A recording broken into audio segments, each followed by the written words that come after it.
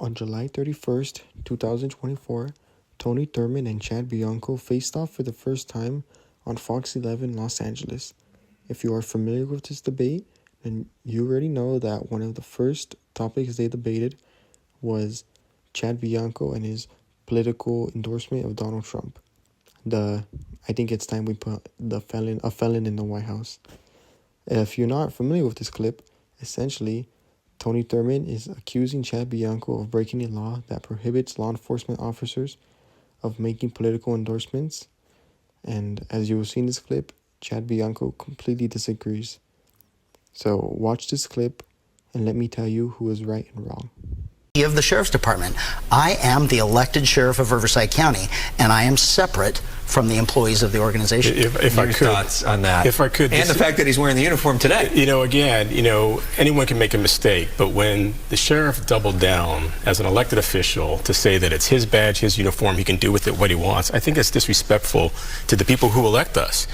There are rules. It's not about whether or not you're elected or you're a rank and file officer. There are clearly established rules that say that public officials, elected officials, don't engage in politics when we are on the clock, when we are working. And that's all we were saying. There are no laws that say that. And the fact that we're sitting here talking about things that are not. So that was quite a mouthful by both candidates. But to oversimplify everything, Chad Bianco is the sheriff of the county of Riverside. The sheriff of the county of Riverside is an elected position, and thus Bianco is pretty much writing off that entire argument. However, the true answer lies in the interpretation and application of the law that Tony Thurmond is consistently mentioning.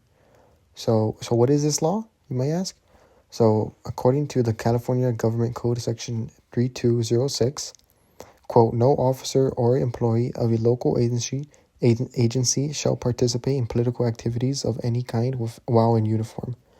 This law clearly prohibits local agency officers and employees from engaging in political activities while in uniform. Period. There's no different interpretation of that.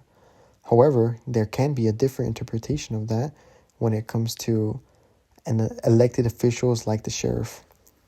And here we see that this enforcement of the code may not actually happen.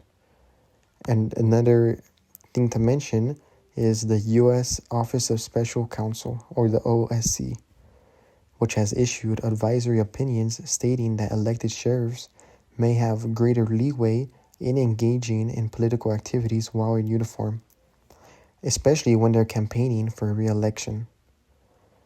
Again, I want to repeat that this is actually a very big point from the OSC. When sheriffs are campaigning, they may engage in political activities while in uniform, since they have to obviously present themselves and spread their message and get endorsements.